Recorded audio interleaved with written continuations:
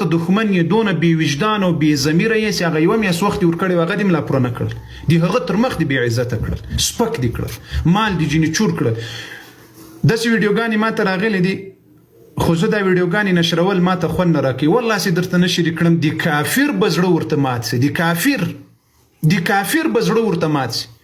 خو ته ورځې له کوره په زور زنانه او نارینه او په ظلم په وحشت مال دې چور کړل پیسې دې چور کړلې ځمکې دې غصب کړلې دوکانونه دې چور کړل ولې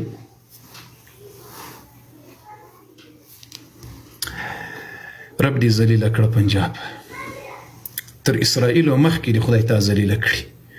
ځکه ته د مسلمان په جامه کې دښمن یې ته د مسلمان په جامه کې اسرائیلی یې ته د قرآن په جامه کې اسرائیلی یې او د تاسې څوک طرفداري کوي رب دې تر تا مخکې هغه هم پسې ذلیله کړي د مو خو زړونه د فلسطین په مسلمانانو وینې مو څاڅي د تا په خپل مسلمان مهاجر رو د زړه نه بدېږي موږ هغه دنیا کې مسلمانان دي چې په غزه کې مسلمانان دي الله دې د دوی نصرت وکړي الله دې دوی ته خپل نصرت زر تر زر را نازل کړي د موږ په هغو وزاړو په خپلو مهاجرو وزاړو د هغوی په عزت وزاړو هلته په زرهاو شهیدان پراته دي په هغو وزاړو ته مسلمان هم یې طاقت هم لرې خو د ضلالت په خوا روانې د مهاجرو د افغانانو ازار چې څوک وهلي دي هغه بیا په ژوند نه دي ټینګ سوي د پاکستان ملت ته خوا مه بدوه د پاکستان مسلمان ملت تا د الله حفاظت او ساتنه وکړي خو د تا حکومت او پنجاب او دغه ظالمان جابران دي الله داسې رسوا او ذلیل او شرمنده کړي چې په ژوند بیا دغسې شرمندګي بل چا نه وي لیدلې خادر ځم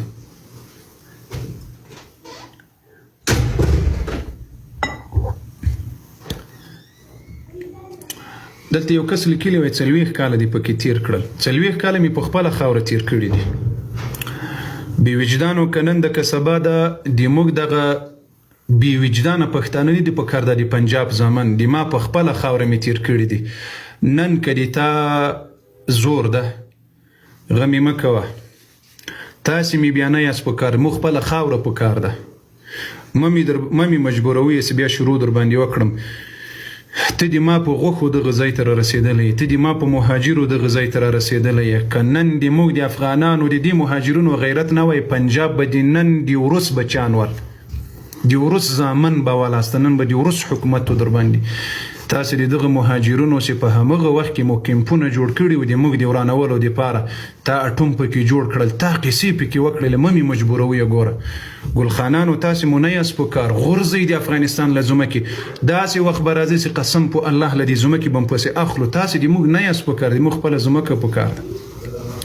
دا د ما خلو نه وایي دا د ما په دې وینه کې دا بدن کې چې مې رګونه دي دا رګونه مې وایي په خپله ځمکې مې تیر کړي وو په خپله ځمکې مې تیر کړي وو خو رب مو ذلیله کوي یاد یې ساتئ رب مو ذلیله کوي خو خدای مو داسې ذلیله کړه چې په ټول عمر دا ذلالت بیا چا نه وي لیدلی داسې مو خدای ذلیله کړه